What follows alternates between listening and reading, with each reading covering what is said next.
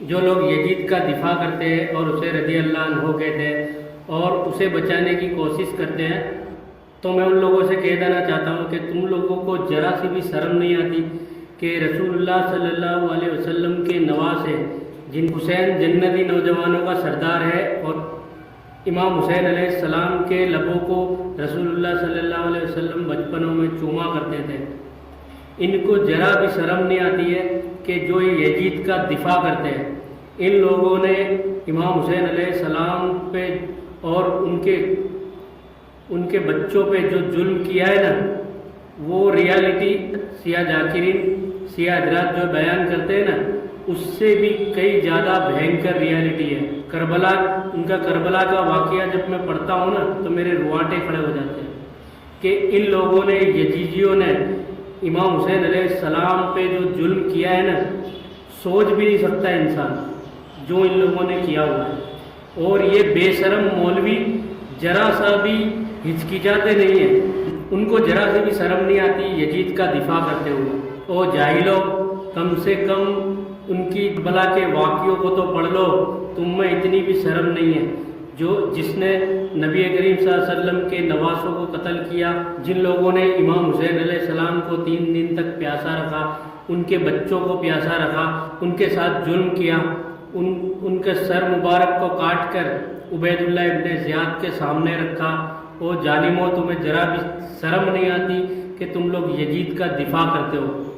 اس لیے میں کہتا ہوں یہ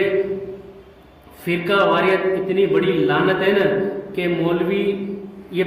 مولویوں کو شرم نہیں آتی ہے کہ اپنے بزرگوں اور باباؤں کو لے کے چل رہے ہیں، لیکن ان کو یہ نہیں پتہ ہے کہ تمہارے دل میں اہل بیت اور بغض علی ہوا نا تو تم جنت میں داخل بھی نہیں ہو سکو گے، جو یزید کا دفاع کرنے میں لگے ہوئے۔ امام حسین علیہ السلام نے جو قربانی دی ہے نا، پوری دنیا مل کر ایک ہو کر ان کے ذرے برابر کا بھی عمل نہیں کر سکتی، جو انہوں نے کربلا میں سہا ہے، جو صبر کیا ہے، اور اس پہ اللہ تعالیٰ کے رضا پہ راضی رہے ہوئے۔ کربلا کے تپتے میدان میں، تلواروں کے سائے میں، تیروں کے سائے میں، اور بھوک پیاس کی شدت میں، امام حسین علیہ السلام نے اپنے بارے میں نہیں، اپنے بیوی بچوں کے بارے میں نہیں، بلکہ سامنے جو یزیدی کھڑے ہوئے تھے ان کے بارے میں سوچتے تھے اور کہتے تھے کہ تم ڈر جاؤ اللہ سے، کہ تم کیا نہیں جانتے کہ میں نبی کا نواسا ہوں؟ کیا تم لوگ نہیں جانتے کہ میں نے میرے نانا کی اس پر سواری کی ہے؟ کیا تم نہیں جانتے کہ میرے نانا نے کہا تھا کہ حسین مجھ سے ہے، میں حسین سے ہوں؟ کیا میں نے تم لوگوں کا کوئی حق مارا ہے؟ کیا میں نے تم لوگوں پہ کوئی زیادتی کی ہے؟ میں نے تم لوگوں پہ کوئی ظلم کیا ہے؟ مجھے اس طرح سے گھیر کے تم لوگ قتل کرنا چاہتے ہو۔ ان کو شہید کرنے کے بعد خیمے جلائے گئے، حسین علیہ السلام کا سر کاٹ کے نیزوں پہ چڑھایا گیا۔ ان بچوں پہ، ان بہن پہ کیا بیتتی ہوگی جب انہوں نے اپنے امام حسین علیہ السلام کا سر نیزوں پہ دیکھا۔ وہ بیٹا ان کا جو بیمار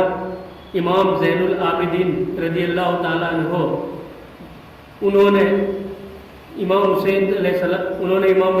السلام کا سر نیزوں پہ دیکھا۔